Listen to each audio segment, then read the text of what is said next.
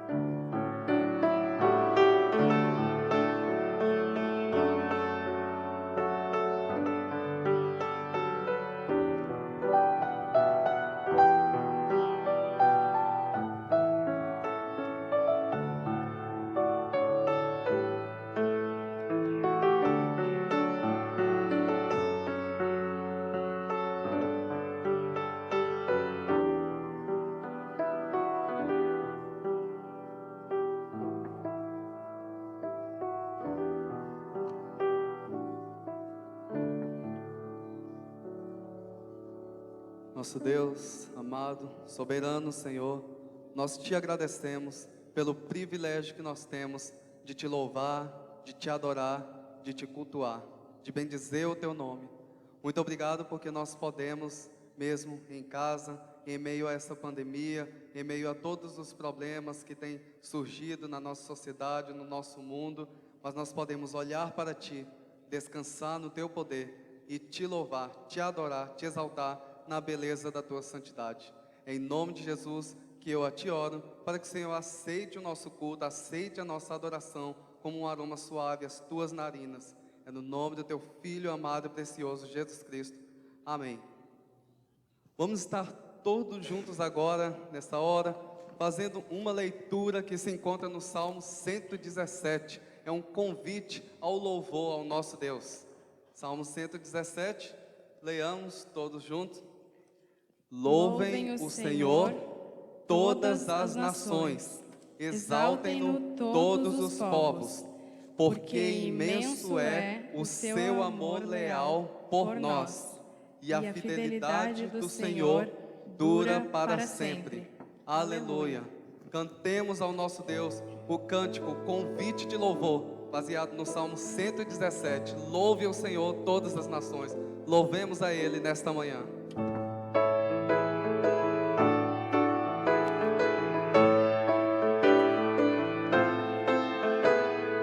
Louvem o Senhor, todas as nações, exaltem-no todos os povos. Louvem o Senhor, todas as nações, exaltem-no todos os povos. Porque imenso é o seu amor leal por nós.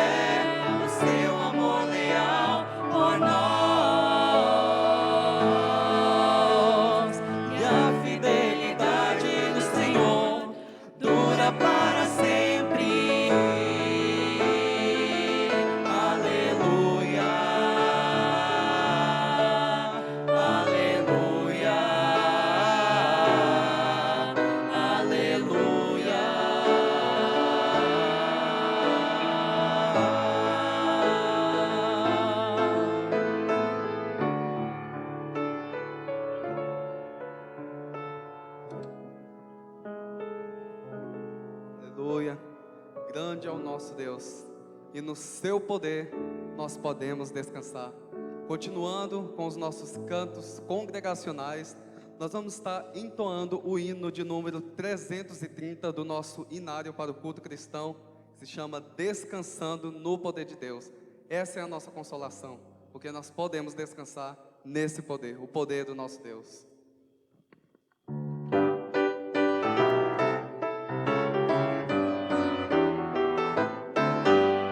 Que consolação tem meu coração, Descansando no poder de Deus, Ele tem prazer em me proteger. descansando no poder de Deus, descansando nos eternos braços do meu Deus, vou seguro, descansando no poder de Deus, Sempre avante vou, bem contente estou. descansando no poder de Deus, Tudo hei de vencer pelo seu poder. descansando no poder de Deus,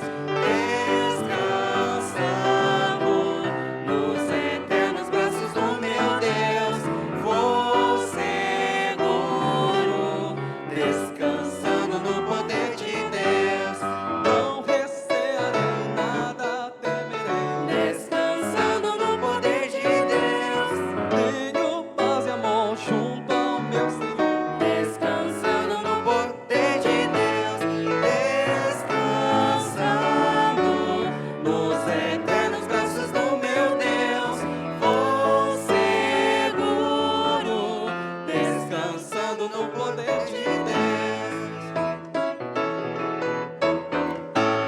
Luta sem cessar, hei de atravessar, descansando no poder de Deus. Não me deixará, mas me susterá, descansando no poder de Deus, descansando nos eternos braços do meu Deus, vou seguro, descansando no poder de Deus. Oremos. Senhor Deus, muito obrigada por mais essa manhã. Obrigada porque cada um está seguro na sua casa, Deus. E obrigada porque agora, nesse momento, nós estamos te adorando, te louvando com todos os nossos dons e talentos, Senhor. E obrigada porque nós podemos realmente colocá-los na tua presença, Deus, e na tua glória. Continue abençoando cada família, Deus, e que esse culto possa ser uma bênção e realmente falar ao nosso coração. Em nome de Jesus, amém. Amém. Nesse momento, meus irmãos, nós teremos o nosso momento de confissão e perdão pelos nossos pecados. Nós sabemos que nós falhamos na nossa mente, no nosso coração, nós pecamos, ofendemos a santidade do nosso Deus todos os dias de nossas vidas. Na palavra do Senhor, no Salmo 103, versículo 3, diz: é Ele que perdoa todos os seus pecados e cura todas as suas doenças, as suas enfermidades. Nós sabemos que Jesus Cristo levou as nossas dores, nossas enfermidades, e o castigo que hoje nos traz a paz estava sobre Ele.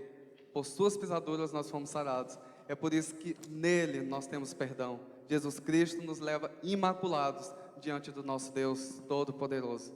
Nesse momento vamos fazer uma oração silenciosa. Nós vamos fechar os nossos olhos, olhar para dentro de nós, pensar naquilo que nós fazemos que desagrada o nosso Deus e pedir perdão pelos nossos pecados.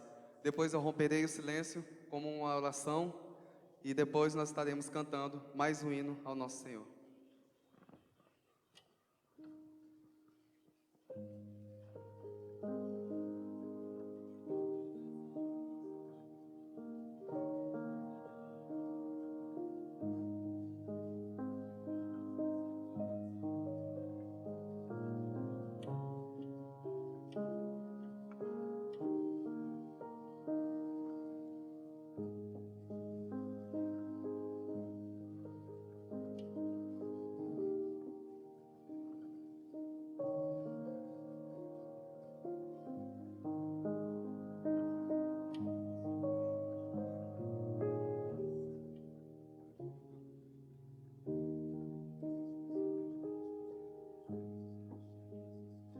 Ó nosso Deus, Pai, Aceita, Pai, o nosso pedido de perdão, as nossas confissões dos nossos pecados. Por meio do Teu Filho, Jesus Cristo, do sangue derramado que nos purifica e nos leva limpos diante de Ti. Obrigado porque nós temos a certeza que em Ti nós encontramos o perdão. É no nome do nosso Senhor Jesus Cristo, nós Te oramos e nós Te agradecemos. Amém. E agora estaremos cantando o hino 285 do Inário para o Culto Cristão. Em Cristo há perfeito perdão.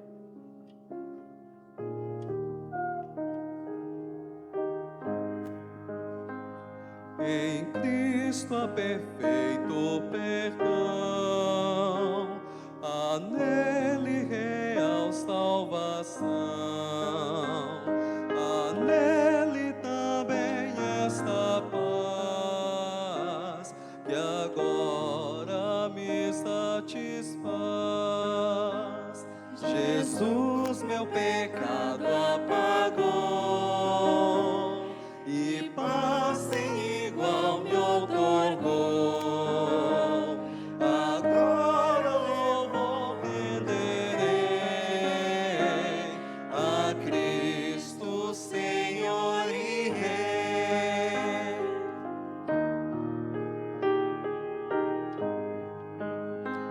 Oh, quando o momento chegar de eu ir com Jesus habitar, em glória verei meu Senhor com todo o seu esplendor.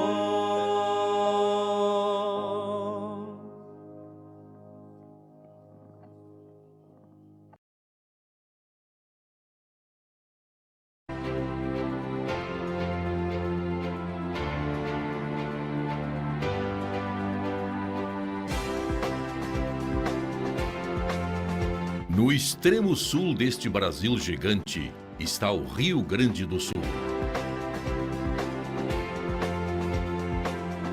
Uma terra boa, de gente bonita, onde o trabalho e a cultura são levados a sério na construção de um estado rico e forte.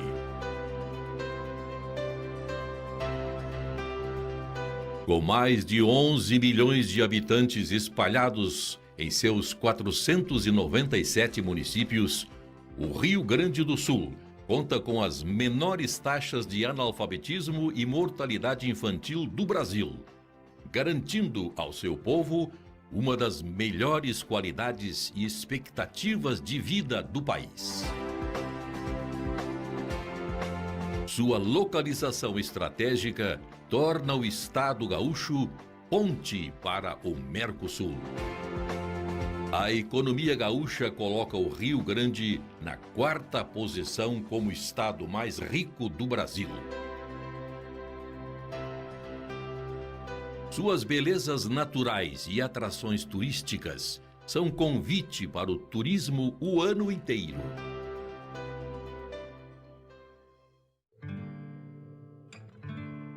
Se por um lado o Rio Grande do Sul é um estado maravilhoso, por outro lado, apresenta grandes dificuldades. Quando olhamos para o perfil espiritual do Rio Grande do Sul, vemos a dura realidade que assola o estado gaúcho.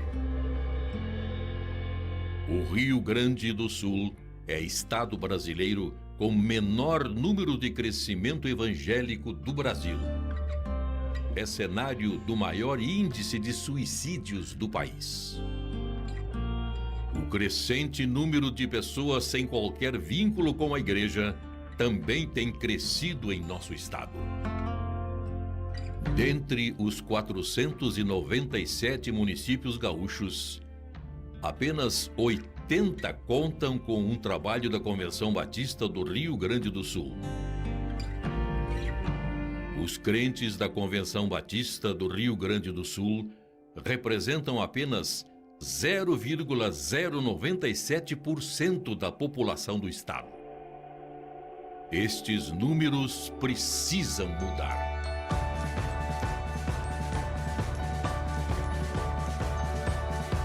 Em todo o Rio Grande do Sul e no Brasil, tem se levantado um clamor pelo povo gaúcho.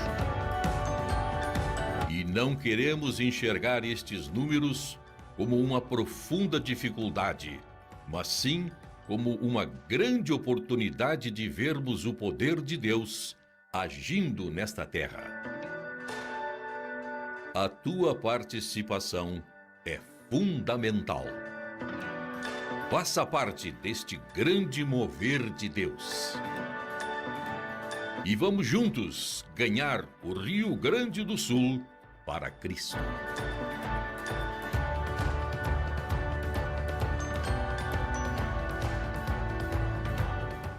Olá, meus irmãos. Estamos aqui para falar sobre a nossa campanha de missões estaduais 2020.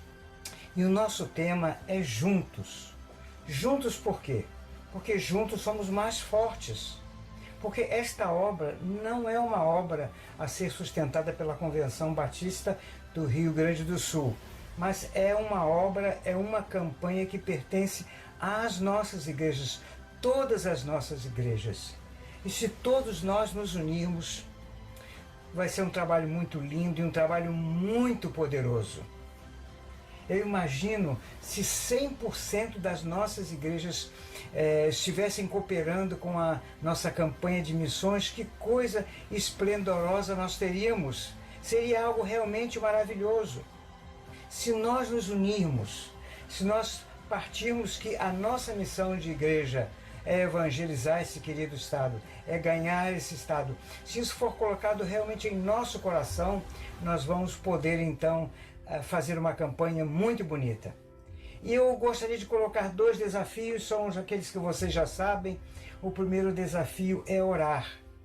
Pastor, leve a sua igreja a orar por esta campanha, por aquilo que vai acontecer depois da campanha. Interessante que eu já ouvi 2 testemunhos, um de um missionário e um do executivo de uma das nossas juntas de missões, dizendo que nos meses em que se desenvolve a campanha de missões, ou nacionais, ou mundiais, ou estaduais, naquele período os missionários assim ficam maravilhados com tantas bênçãos, porque o povo ora naquele momento. Então, vamos orar. Se proponha você orar por missões. Pastor, leve a sua igreja também a se reunir, a junta, a orar por missões para que nós ganhemos esse estado. Isto é nosso objetivo, a nossa missão. E o segundo desafio que eu queria colocar para você é assim, a respeito da nossa oferta. Já imaginaram, não importa que valor é a oferta, mas se 100% das igrejas do nosso Rio Grande do Sul estivessem cooperando de alguma forma, talvez sua igreja nunca cooperou, mas se esse ano você fizesse um esforço, veja bem, se você, meu amigo, meu irmão, pudesse agora dizer assim, eu me proponho a dar tanto por missões, agora faça isso em seu coração, eu me proponho a dar tanto. Pastor, quanto é que a sua igreja pode cooperar para que nós possamos desenvolver? A minha igreja pode cooperar com tanto. Coloque isso no seu coração. Pastor, você é uma peça primordial para o desenvolvimento desta campanha. Se o pastor não encabeçar, se o pastor não for à frente, se não convocar todos, nós vamos ter alguma dificuldade. E olha só, a nossa divisa se encontra em 1 Crônicas, capítulo 29, a parte B do versículo 17. E diz assim, evite o povo entregar ofertas voluntariamente e com alegria. Que coisa maravilhosa essa visão, né? Então nós gostaríamos também de que este ano fizéssemos um empenho, fizéssemos um esforço, porque todo esse esforço vai redundar em almas ganhas, entregues aos pés do nosso Senhor Jesus Cristo. E é isso que todos nós queremos, esta é a nossa missão. Então nós precisamos contribuir juntos com oração e com as nossas ofertas para que levemos a cabo esta missão, para que o Rio Grande do Sul seja um estado tão lindo na sua paisagem que ele é, mas agora em almas convertidas, num povo mudando e num povo se transformando. Nós contamos com a sua ajuda. ore sobre isso sinceramente. E eu tenho certeza que Deus vai falar no seu coração. Pastor, leve a sua igreja a orar por missões. E eu tenho certeza que Deus vai fazer uma obra também na sua igreja. Porque missões, todos nós sabemos, está no coração de Deus. E se está no coração de Deus, precisa também estar em nosso coração. Deus abençoe cada um de vocês.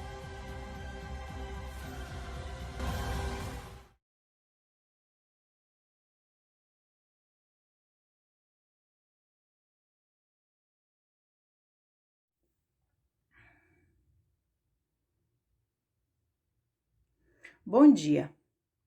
Quarentena Solidária é um projeto que nasceu em nossos corações ao vermos a necessidade das pessoas que vivem nas imediações do nosso bairro, pessoas que vivem nas ruas e, devido a essa pandemia, eles não têm de onde tirar os seus alimentos. Então, nós estamos ali reunidos na igreja, numa equipe de embalagem, cozinha e entrega. Fazemos refeições, uma média de 130 refeições diárias, entregamos para as pessoas que estão em situação de ruas. Nessas últimas semanas, nós fomos surpreendidos por Deus por saídas de pessoas da cozinha. Isso nos deixou um pouco entristecidos, mas ao mesmo tempo estamos muito alegres porque foi resposta de oração. Pessoas que estavam desempregadas, pessoas que foram recolocadas no mercado de trabalho. Então, somos muito gratos a Deus pela vida dessas pessoas que nos ajudaram, que estiveram ali cooperando conosco através do seu trabalho na cozinha da Quarentena Solidária. Nós agradecemos muito a Deus por cada pessoa que tem se disponibilizado em ajudar com ofertas em dinheiro, roupas e mantimentos.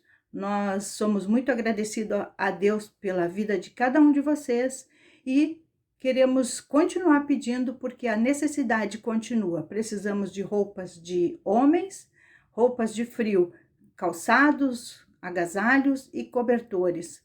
E também tudo aquilo que os irmãos quiserem doar para que esse projeto prossiga será bem-vindo como mantimentos. Estamos ali na igreja esses 3 dias, ou então entre em contato com um dos telefones que está na divulgação do projeto, que alguém dará um jeito de buscar essa doação. Nós agradecemos a Deus pela vida de vocês que têm contribuído e também por todos aqueles nossos amigos e irmãos que nos ajudaram ali nesse período de projeto, trabalhando.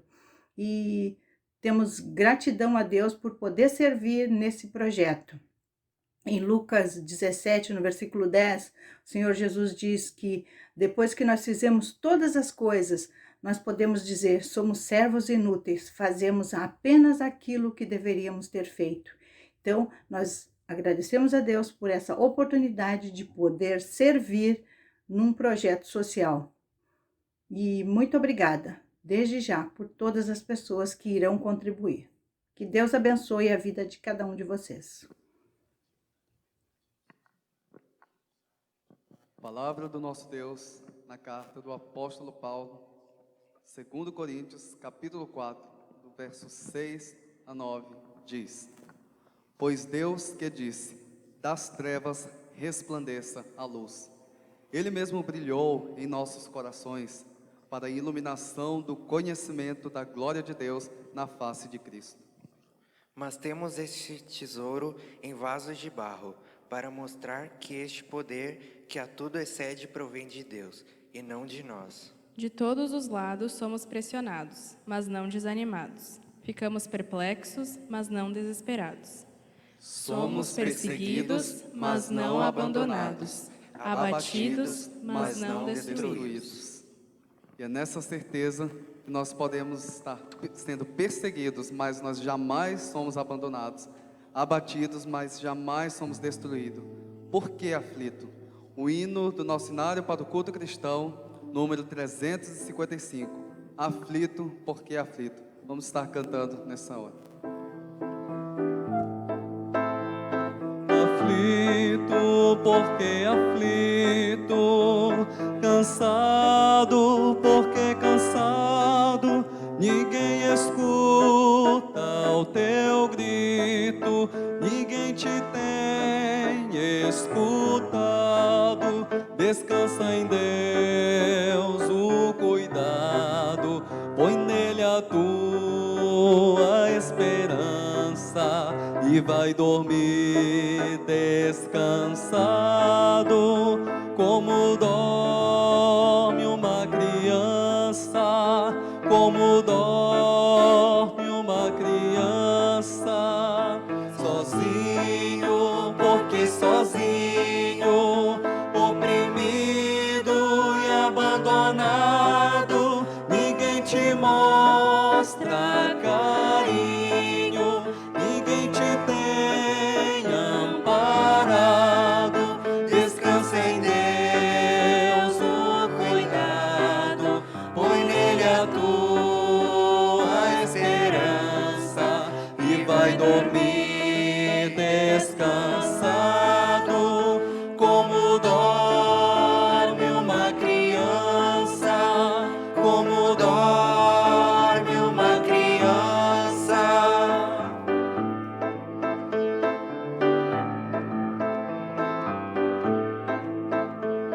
Perdido, porque perdido, abatido e perturbado, mais cansado que oprimido, tão oprimido e cansado. Descansa em Deus o cuidado, põe nele a tua esperança e vai dormir descansado, como dorme uma criança, como dorme uma criança.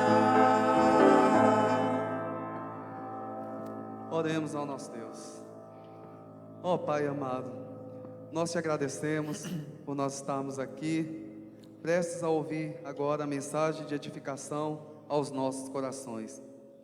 E antes disso eu intercedo, Pai, eu clamo a Ti por essas pessoas que estão abatidas, que estão perturbadas, no meio de todos esses problemas, dessa pandemia, que o Senhor esteja dando consolo, que o Senhor esteja dando a paz, que nós só podemos encontrar no Senhor Jesus Cristo.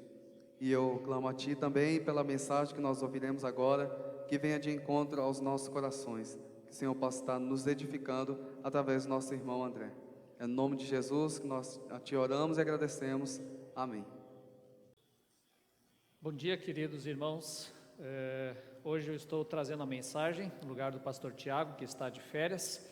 Então vamos meditar um pouco na palavra do nosso Senhor. Eu gostaria de falar hoje sobre o silêncio de Deus.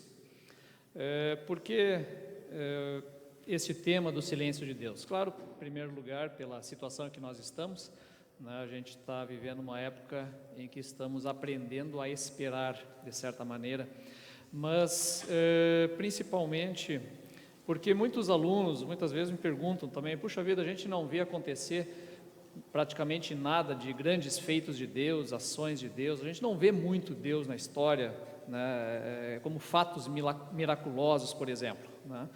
E olhando a Bíblia, isso às vezes acontece porque a gente tem uma leitura um pouco equivocada da Bíblia, né? Por quê?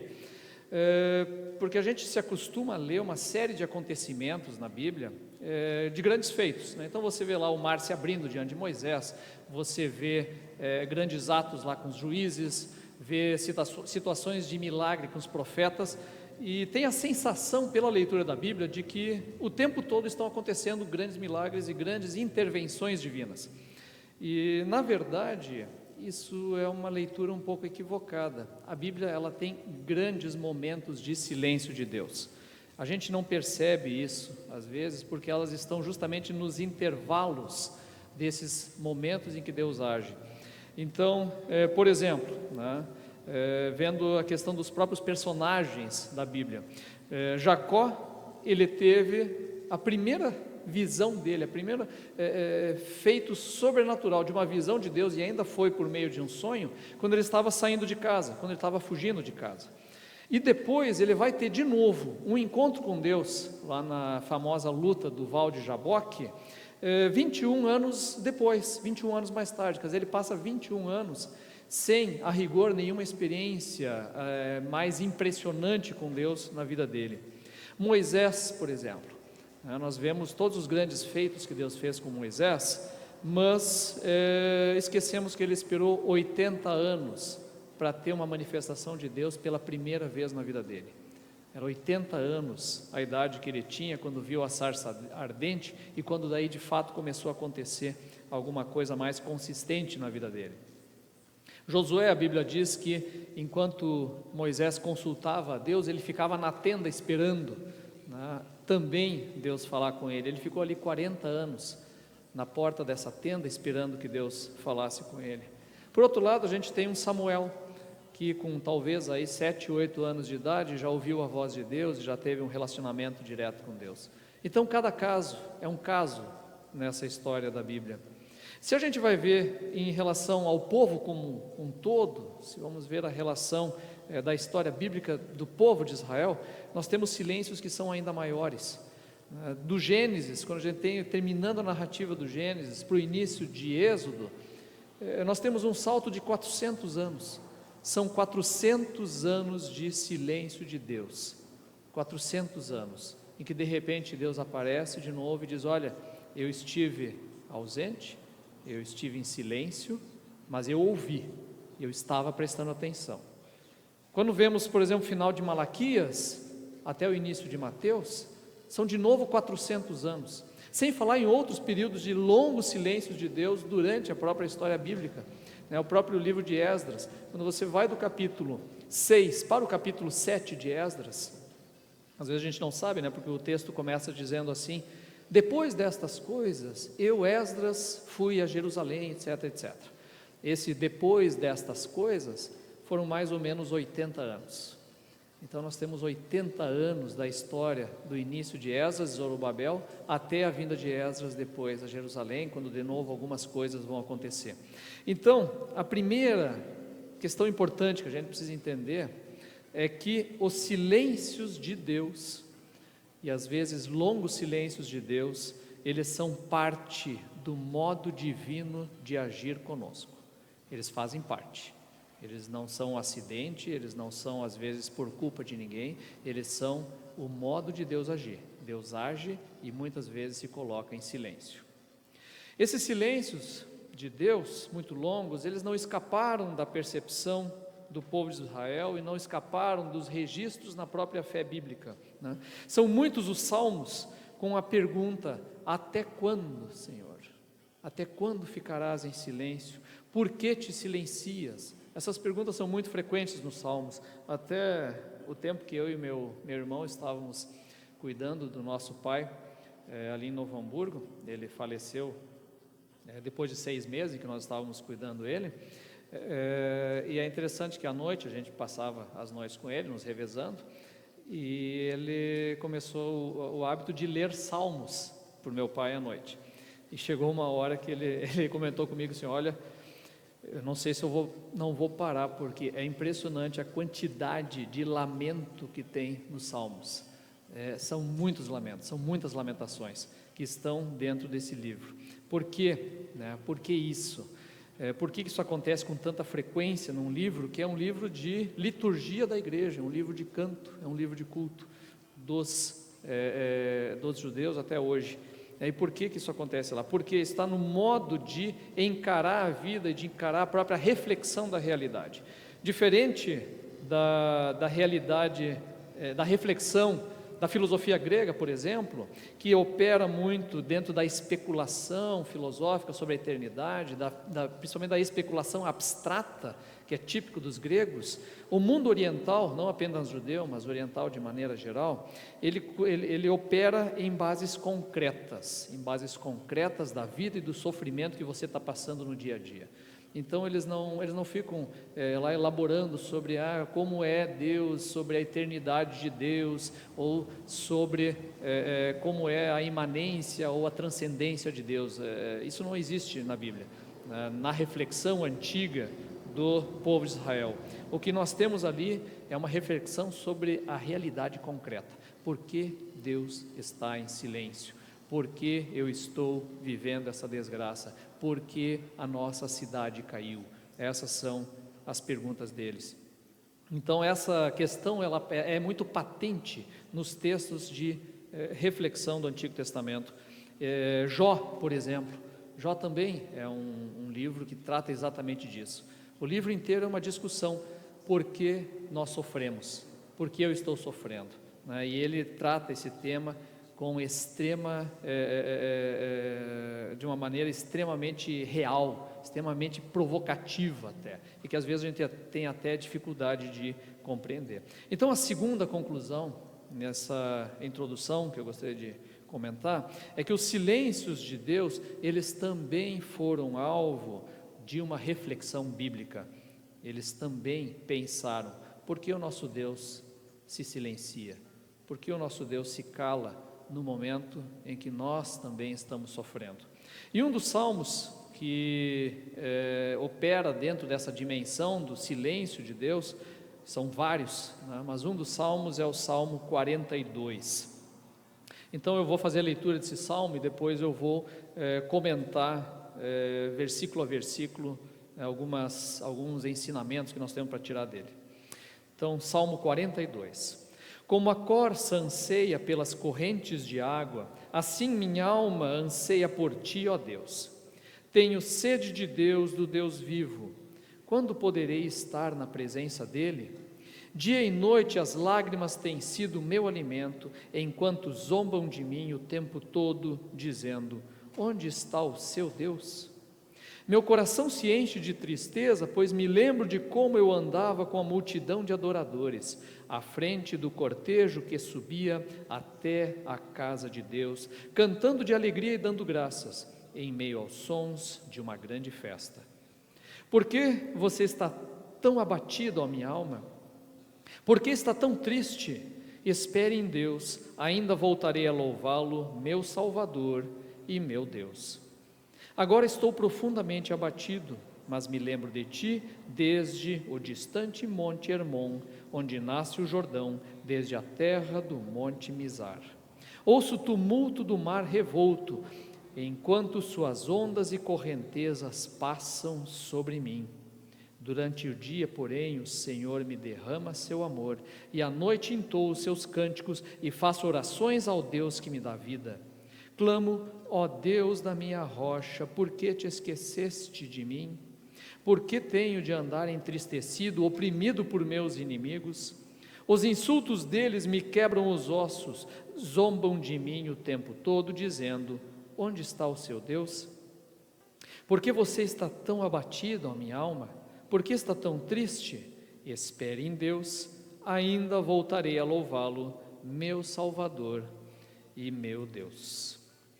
Então, esse texto ele começa tratando do quê? Justamente desse sofrimento na ausência de Deus. Esse é um salmo composto por um levita, né, da família de Corá, e esse levita, ele está então no exílio lá na Babilônia, levado de Jerusalém.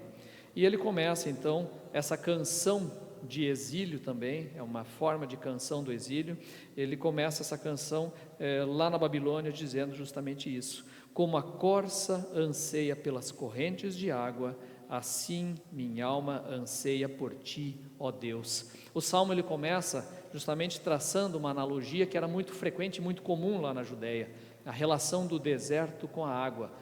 Ele conhecia a parte do deserto próximo ali de Jerusalém, que era a região que ele vivia, como era necessária essa vertente de água para poder viver e beber lá. Ele compara então a Jerusalém, a casa dele e a vida dele que ele tinha lá, relacionado com essa água que ele ia beber, porque ele bebia direto dessa fonte que vinha do Deus dele.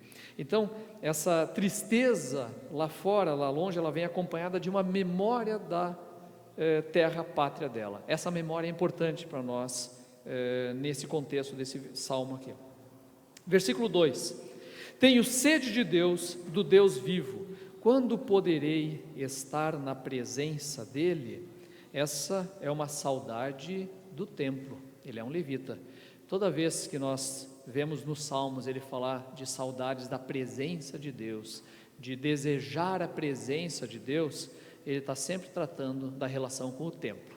Ele deseja ir ao templo. Por quê? Porque o templo era justamente o grande símbolo da própria presença de Deus. Ele era o lugar onde céu e terra se encontravam e onde eles poderiam ir então e encontrar a presença de Deus no templo. E o levita era esse que cantava no templo, que operava nesses cultos no templo, e lá ele encontrava então a Deus, e ele tinha saudades deste encontro com Deus lá no templo. É um salmo típico de um levita. Só que a situação ela se complica ainda mais, não é só a distância que ele está de Jerusalém e lá do templo dele. Versículo 3: dia e noite as lágrimas têm sido meu alimento, enquanto zombam de mim o tempo todo, dizendo: onde está o teu Deus? Além de tudo, ele tinha que suportar o deboche dos algozes dele, dos babilônicos. Os babilônicos ainda debochavam: mas vem cá, onde é que está o Deus de vocês? Onde é que está esse Yahvé que vocês tanto falam? O Deus da batalha, esse Deus criador do mundo inteiro que vocês afirmam, esse Deus que conduz a história, esse Deus que tirou vocês lá do Egito, onde é que está esse Deus? Ainda há o deboche desses inimigos dizendo, e é típico do infiel, é típico daquele que não crê em Deus, e daquele principalmente que se levanta contra toda a ideia de Deus, é típico dele exigir que este Deus, que ele diz que não existe ou que ele não crê, ele exige que este Deus se apresente, se manifeste quando? No tempo deles. Aliás, é típico de qualquer pessoa não submissa a Deus, a exigência de que Deus se revele quando a gente quer. Esse é um dos grandes problemas que nós temos. Nós não nos submetemos aos tempos que Deus nos dá. Deus tem o tempo dele. E toda vez que a gente começa a exigir de Deus que as coisas aconteçam no nosso tempo, nós estamos nos tornando como esse babilônico que zomba: onde está o teu Deus? Mas ele segue, o salmista segue, versículo 4: meu coração se enche de tristeza, pois me lembro de como eu andava com a multidão de adoradores à frente do cortejo que subia até a casa de Deus, cantando de alegria e dando graças em meio aos sons de uma grande festa. Esse é o lamento que ele aumenta ainda mais, porque ele tem saudades desse culto público, ele tem muita saudade de estar junto dos irmãos adorando a Deus, e essa é uma saudade que todos nós estamos vivendo também. Um tempo atrás, o Lucas, em casa, há 7 anos, ele disse assim: puxa vida, eu estou com saudade lá da igreja. Puxa, Lucas, saudade da igreja? Por quê? Porque era bom, porque a gente vai na igreja, a gente encontra os amigos, a gente está junto com eles, né, e a gente pode aprender as lições lá da igreja. Então ele sentia falta, sentia saudades daquilo que acontece aqui na igreja, né, e é justamente isso, né, a igreja é esse lugar de comunhão, de convivência. A nossa fé, ela é uma fé, não é apenas vertical, não é só você e Deus, é você, Deus e os irmãos, eles fazem parte dessa comunhão. Esse templo, essa presença de Deus, ela é justamente manifesta na comunhão e na unidade da igreja. Bom, Deus permite esse lamento, é muito interessante que Deus permite esse lamento mesmo na adoração, né? Esse lamento da situação que nós vivemos, da situação em que o povo de Israel vivia, ele acaba sendo também um veículo da própria adoração. É uma coisa surpreendente, parece contraditória, mas adoramos a Deus quando nós também estamos lamentando a situação. Por quê? Porque nós não separamos aquilo que nos acontece do relacionamento com Deus. Deus está junto, Deus está sempre junto conosco, e quando Ele silencia, nós lamentamos. Esse lamento, ele faz parte de um diálogo com esse Deus. Esse é um dos grandes elementos desse salmo, também é isso. Ele está acontecendo em forma de diálogo. É um diálogo deste salmista com Deus e mais, é um diálogo deste salmista com ele mesmo, né? Então esta fé de diálogo permanente de Deus, desse salmista com Deus, desse salmista consigo mesmo, desejando de novo a comunhão com os outros diante do templo de Deus. Mas um fundamento, né, desse salmo também é a memória. É isso que ele vai trazendo aqui, né? O versículo 5, ele se pergunta então: por que você está tão abatido, ó minha alma? Por que está tão triste? Espere em Deus, ainda voltarei a louvá-lo, meu Salvador e meu Deus. Ele espera em Deus, ele sabe que por mais que esteja em dificuldade, por mais que esteja no exílio, por mais que esteja sozinho, ele espera em Deus e sabe que em algum momento ele vai ser restaurado. Por que ele sabe disso? Está na própria expressão que ele usa: tu és o meu Salvador. A palavra Salvador no Antigo Testamento, ela está sempre relacionada a um grande evento. O evento é o Êxodo. Eles sempre se lembram do Êxodo. O Êxodo é o grande momento da libertação do povo, o momento em que Deus vem em força e Deus vem em justiça e faz a justiça a esse povo que está escravizado no Egito. E ele faz então a grande obra de salvação. É quando Deus, Yahvé, se apresenta como o Salvador deste povo. Então, toda vez que no Antigo Testamento aparece a palavra Salvador, os irmãos liguem Êxodo, liguem a Páscoa.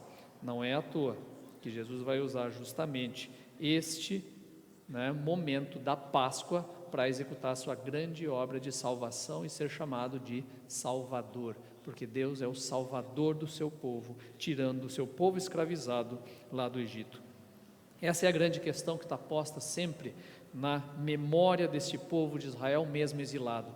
Este Deus que está silencioso agora é o mesmo Deus que esteve silencioso durante 400 anos entre o Gênesis e o Êxodo, mas que veio e libertou e salvou esse povo. A memória é o que faz eles terem esperança, porque Deus agiu no passado e Deus vai agir no futuro. Essa memória, ela está vinculada ao Êxodo. Eu vou ler lá o texto do Êxodo então, capítulo 3, versículo 4 e 8, que é justamente o texto em que Deus se apresenta a Moisés para iniciar essa libertação.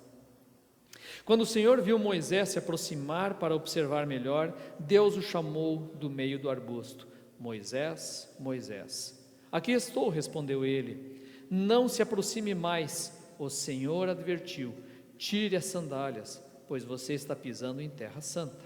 Eu sou o Deus de seu pai, o Deus de Abraão, o Deus de Isaque e o Deus de Jacó. Quando Moisés ouviu isso, cobriu o rosto, porque teve medo de olhar para Deus. Deus se apresenta de novo como um Deus da história, como Deus que andou junto com os pais, o Deus que andou com os patriarcas, o Deus que andou com Abraão, Isaque e Jacó. E é assim que ele se apresenta a Moisés. Eu sou o Deus que vê, eu sou o Deus que invade a história, eu sou o Deus que invade a vida de vocês e trago salvação. Então o Senhor lhe disse: por certo tenho visto a opressão do meu povo no Egito, tenho ouvido o seu clamor por causa de seus capatazes, sei bem quanto eles têm sofrido, por isso desci para libertá-los do poder dos egípcios e levá-lo do Egito a uma terra fértil. Esse é um Deus que vê, é um Deus que ouve e que sabe. Eles estão sofrendo, eles estavam sofrendo, estavam clamando, e Deus ouviu, e Deus viu, e Deus veio. E é por isso que é tão importante essa relação em toda a história do Êxodo, né? Essa relação da memória e de lembrar daquilo que Deus fez, né? O próprio Shema Israel, ouve Israel, né? O que o Senhor tem a lhe dizer, que eu vou ler agora lá em Deuteronômio capítulo 6, está centrado nessa questão da memória, está centrado no lembrar dos atos de Deus. Diz assim em Deuteronômio capítulo 6, versículo 4 a 9: ouça, ó Israel, o Senhor nosso Deus, o Senhor é único. Ame o Senhor seu Deus de todo o teu coração, de toda a tua alma e de toda a tua força. Guarde sempre no coração as palavras que hoje eu lhe dou. Repita-as com frequência a seus filhos. Converse a respeito delas quando estiver em casa e quando estiver caminhando, quando se deitar e quando se levantar. Amarre-as às mãos e prenda-as à testa como lembrança. Escreva nos batentes das portas de sua casa e de seus portões. Lembrem sempre, guardem na memória, porque em algum momento vocês vão precisar dessa memória, vocês vão precisar lembrar. E aí está o centro de por que é tão importante lembrar. Versículo 10 até o 12. Em breve o Senhor seu Deus os conduzirá à terra que ele jurou dar a seus antepassados Abraão, Isaque e Jacó. É uma terra com cidades grandes e prósperas que vocês não construíram. As casas estarão cheias de bens que vocês não produziram. Vocês tirarão água de cisternas que não cavaram e comerão os frutos de vinhedos e oliveiras que não plantaram. Quando tiverem comido até se fartarem nessa terra, cuidem para não se esquecerem do Senhor que os libertou da escravidão na terra do Egito. Cuidem para não esquecer. A memória, ela é central na nossa vida, por quê? Porque um dia a dificuldade vai vir, um dia vai ser muito difícil, e os momentos em que Deus esteve conosco, em que Ele nos salvou, os momentos em que Ele nos trouxe a felicidade e a bênção, eles devem ser retidos e guardados, e principalmente, a palavra e aquilo que Deus fez na história ao longo de todo o tempo, ela tem que ser sempre lembrada, rememorada, para nos ajudar nesses momentos em que Deus simplesmente vai silenciar. Mas esse silêncio, ele vem também junto com esperança. Ele não é um silêncio de desespero. A história bíblica, ela, por mais dificuldade que tenha passado, ela nunca é marcada pelo desespero. Ela é marcada sempre pela esperança. O versículo 6 do Salmo 42, voltando agora, ele diz assim: agora eu estou profundamente abatido, mas me lembro de ti. Desde o distante Monte Hermon, onde nasce o Jordão, desde a terra do Monte Mitzar. Quer dizer, o momento, por mais terrível que possa ser, ele diz: olha, eu estou abatido, está muito difícil, mas eu me lembro de ti. Ele está citando aqui que é desde o Monte Hermon e o Mizar. Esse Monte Hermon ficava lá na região ao norte de Israel, não fazia nem sequer parte desse território de Israel e de Judá, de onde eles tinham saído. Provavelmente ele tá se referindo aqui ao fato de que ele foi levado embora de Jerusalém, e aí ele passa por essa região do Monte Hermon e vai então até a Babilônia, sendo conduzido, escravizado. Então ele provavelmente esteja dizendo aqui: olha, eu me lembro de Deus desde aquele momento em que eu comecei a sair da minha terra e vir para essa terra. Desde aquele momento que eu saí da presença de Deus, eu já estou me lembrando dele. Ele está cumprindo aquilo que o Deuteronômio dizia: lembrem de Deus, lembrem dele sempre. Versículo 7: ouço o tumulto do mar revolto, enquanto suas ondas e correntezas passam sobre mim. Toda vez, isso aqui é uma dica de leitura, toda vez que você vê falar tempestade, falar em mar, no Antigo Testamento principalmente, mas também no Novo Testamento, o mar é sempre lugar de caos, é lugar de desespero, é lugar do horror caindo por sobre o israelita. Os israelitas eram péssimos navegadores, eles tinham pavor do mar, Sempre que eles precisavam de alguma coisa no mar, quem fazia eram os fenícios. Então via essa turma que eram os marinheiros da antiguidade ajudar os israelitas, porque eles tinham pavor do mar. É por isso que todas as cenas, né, que aparecem na Bíblia relacionadas de alguma maneira com o oceano são cenas dramáticas, né? Jonas no ventre do peixe sendo levado para o fundo do mar, Jesus acalmando a tempestade lá no mar da Galileia, e isso que eram pescadores, né, que estavam acostumados com isso. Então a história no Apocalipse, né, as bestas que emergem do mar, toda a tragédia da história humana que emerge do mar. Por quê? Porque o mar é sempre um símbolo de caos, né? Paulo mesmo, quando está viajando, ele passa por um naufrágio e quase é tragado por esse mar, por esse caos. Então ele está dizendo: olha, eu escuto o quê? O tumulto do mar revolto. eu estou escutando o caos caindo sobre nós, sobre o nosso país, sobre o nosso povo. Eu estou vendo nós sermos engolidos por esse turbilhão da história, está nos devorando. Eu não sei o que fazer. O que a gente faz quando está debaixo de um turbilhão da história? O que a gente faz quando está debaixo de uma pandemia? O que a gente faz quando está debaixo de uma guerra mundial, como os meus avós estiveram? O que a gente faz numa hora dessas, quando isso acontece? E aí vem a sequência, versículo 8: durante o dia, porém, o Senhor me derrama o seu amor, e à noite entoo os seus cânticos, e faço orações ao Deus que me dá vida. Mesmo debaixo do caos, ele diz: eu sei que o Senhor me ama, eu sei que Ele derrama o seu amor sobre mim, no meio desse caos, dessa dificuldade, no meio dessa angústia. Alguém já disse, não me lembro quem, mas sobre a pintura perfeita do que seria paz. E a pintura perfeita seria então um quadro em que aparece uma grande tempestade, nuvens tempestuosas, uma cachoeira, né, medonha, cheia de águas batendo no chão, né, com força, estrondo, e aí num determinado ponto, no meio da rocha dessa cachoeira, tem um ninho com passarinhos ali debaixo desse caos todo, tranquilos em casa, debaixo lá. Esse é um exemplo típico do que é a paz. A paz não é necessariamente as coisas estarem tranquilas. A paz é o que acontece dentro de você, quando o mundo está desabando. E é isso que ele está trazendo aqui. Durante o dia, o Senhor me derrama o seu amor. Ele aquieta, busca aquietar esse coração dele. É como diz o Mano Lima, né, tradicional do cancioneiro gaúcho: é no estouro da tropa que se vê se o índio é bueno. É na hora da dificuldade que você vê se realmente você tem fibra. E é disso que esse salmo está falando. O clamor de Deus, o clamor a Deus, ele nasce justamente porque ele tem certeza desse amor divino. Versículo 9: clamo, ó Deus, minha rocha, por que te esqueceste de mim? Por que tenho de andar entristecido, oprimido por meus inimigos? Não tem vergonha nenhuma em você dizer a Deus: Deus, eu acho que você esqueceu de mim. Muitos fizeram isso, em todo o texto do Antigo Testamento e no Novo também. O próprio Cristo na cruz disse isso: Deus meu, por que você me desamparou? Não há nada de errado nisso, não há vergonha nenhuma em delatar o silêncio de Deus a Ele mesmo e pedir por uma resposta, e implorar: Deus, me responda, o que está acontecendo, por que o Senhor está silencioso?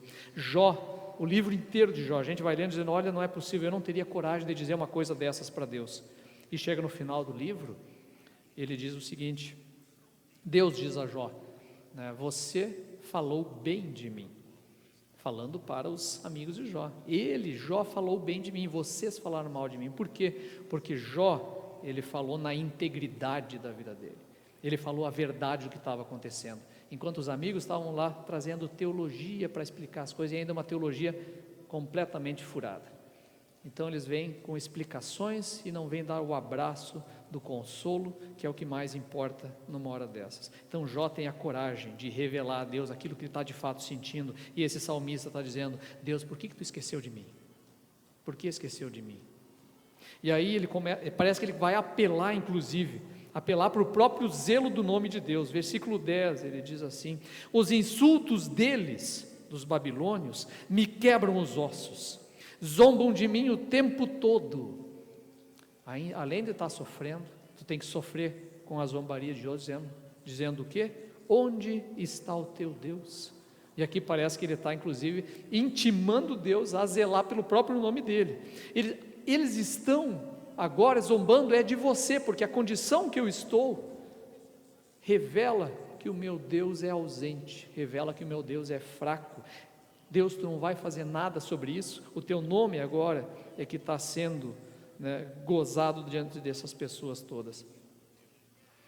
Essa questão, então, ele acaba colocando, então, vinculado à própria questão da glória divina, quer dizer, o desamparo permanente do crente, se ele está permanentemente desamparado, isso é algo que desdiz a glória de Deus. Deus não desampara os seus. Então ele vincula um ao outro. Você não vai ficar permanentemente desamparado. Deus vai ouvir e Deus vai responder. Por quê? Porque ele é fundamentalmente um Deus salvador, um Deus abençoador, o Deus doador da vida. Ele vai fazer isso quando? No tempo que ele disser que é o adequado. É por isso que ele vai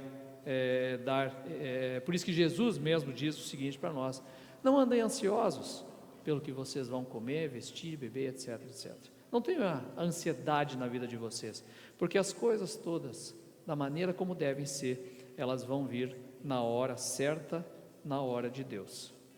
E é esse ponto final, então, versículo 11. Diante disso tudo, o salmista, ele pergunta: por que você está tão abatida, ó minha alma? Ele de novo, ele está perguntando a si mesmo. Aqui parece até um solilóquio shakespeariano, aquelas conversas dos personagens consigo mesmo, e ele começa a olhar para dentro: por que eu estou tão abatido? Por que eu estou assim? Por que está tão triste minha alma? E aí vem o conselho que ele sabe que já ouviu das Escrituras, e ele dá esse conselho para a própria alma dele: espere em Deus, ainda voltarei a louvá-lo, meu Salvador e meu Deus. O Salmo, ele trata de um diálogo permanente com Deus e consigo mesmo.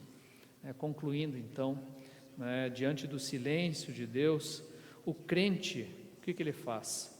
Ele apenas espera. Quando Deus silencia, é porque Ele quer que a gente se aquiete e que a gente aprenda a esperar aquilo que Deus vai fazer.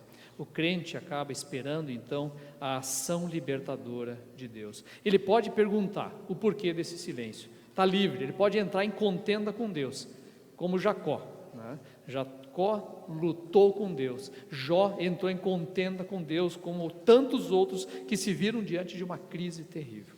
Isso é permitido. Por quê? Porque é um tempo de forjar na fornalha o caráter da fé que Deus está construindo em nós.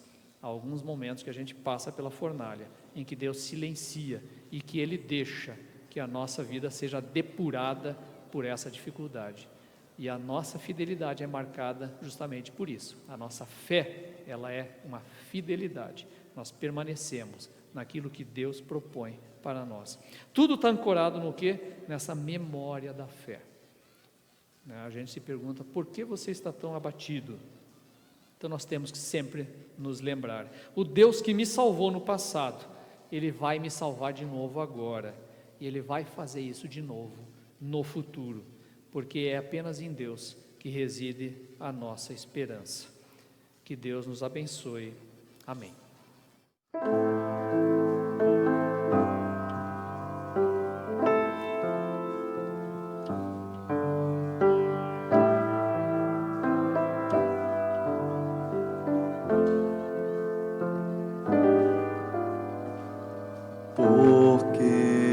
Estás abatida, ó minha alma, porque te perturbas dentro em mim,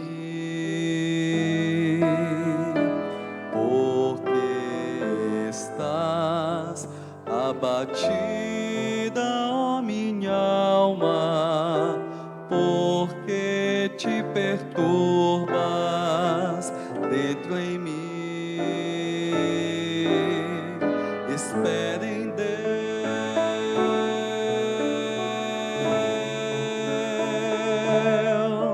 pois ainda o louvarei.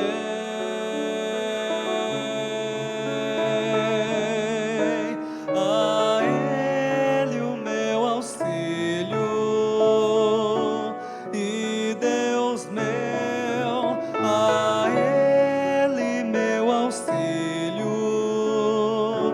e Deus meu, a Ele meu auxílio, e Deus meu, a Ele meu auxílio, e Deus meu.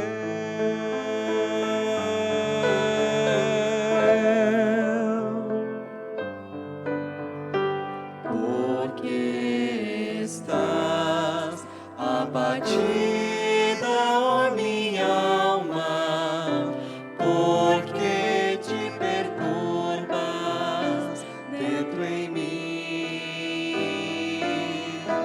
porque estás abatida, ó minha alma, porque te perturbas dentro em mim.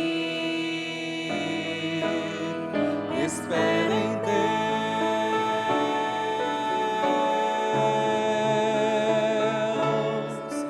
pois ainda o louvarei.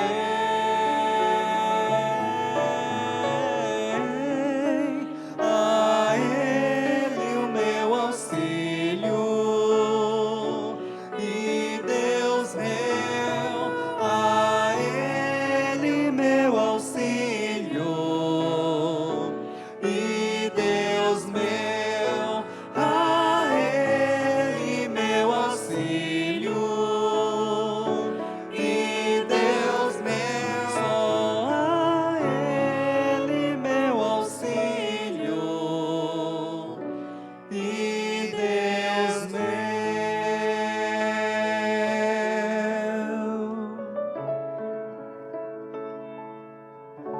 Oremos. Nosso Deus, muito obrigado porque Tu és o nosso auxílio.